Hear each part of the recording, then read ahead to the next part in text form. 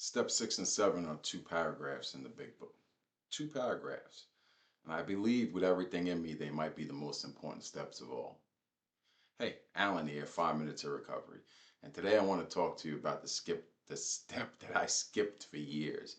Not on purpose. I thought I was doing it. I worked through the steps to the best of my ability. And when I got to step 6, I'd read through it quick and ask God to remove my defects. That's it. Keep it moving. Done. Check. I missed the whole concept and didn't even realize that I wasn't practicing the step.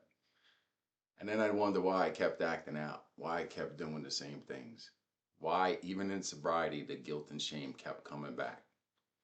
Why was I still causing damage, still hurting people, still hurting myself? And I didn't understand what I was missing until someone handed me a book called Drop the Rock. Now, I didn't read it alone. I studied with a group of guys. We decided to get together on a weekly basis and dig through the book. And that matters because when you dig into this stuff with other people, you can't hide. You can't skim. You can't check the boxes and move on. And in that group, I got an insight that changed everything. My character defects could only be removed when I was actually willing to have them removed. And some of them I wasn't willing to have removed because I thought they still did something for me. Not when I asked God, not when I said the words, when I was genuinely, completely ready to let them go. And I realized I hadn't been willing. I hadn't been asking God to take the defects. While I still had one foot in them, willing to give up some of them, but not all of them. Like, that doesn't work. It just doesn't work that way. So I had to figure out, how do I actually get willing? Because willingness isn't something you could just decide to feel. Here's what I found.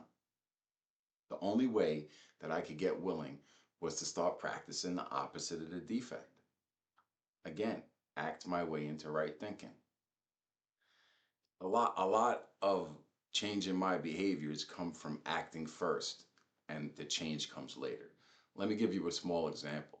Let's talk about dishonesty. I was dishonest a lot, even in early recovery. And there's an old saying, we're all liars for the first year. And when I started doing the real work on step 6, when I caught myself being dishonest, I would go back to that person and I would tell them that I lied to them. Now, let me tell you something. That is one of the most uncomfortable things that I ever done. But I was willing to be uncomfortable. And here's what happened as a result of doing that. After doing it a few times and being really uncomfortable, I didn't want to lie anymore because I knew what was coming. I knew I'd have to go back and tell the person. And the defect started to lose its power. And eventually it was removed. That's how it works. You practice the opposite. You get willing through the action, and then God does the rest. And that's the truth. And that's been my experience. But here's something I needed to learn the hard way. Just because a defect gets removed doesn't mean it stays gone. When I stopped practicing the principles, when I stopped being of service, those defects, they would creep back. And sometimes the same one. And sometimes they were dressed up in a different form. But the root was the same. So I have to say, I'm sorry. So I have to stay on top of myself every day. I have to be willing to be uncomfortable every day. That's the work of step 6. It's not a one time thing, it's a way of living. And here's what I know now that I didn't know back then. This is important. The willingness isn't just about getting better, it's about frequency. Every character defect that I hold on to is a signal I'm sending out in the world. And life sends back more of the same. That's just the truth. When I started letting them go, really letting them go, the things coming back to me started to change. Step 6 broke the loop. If you've been rushing through this step, I get it.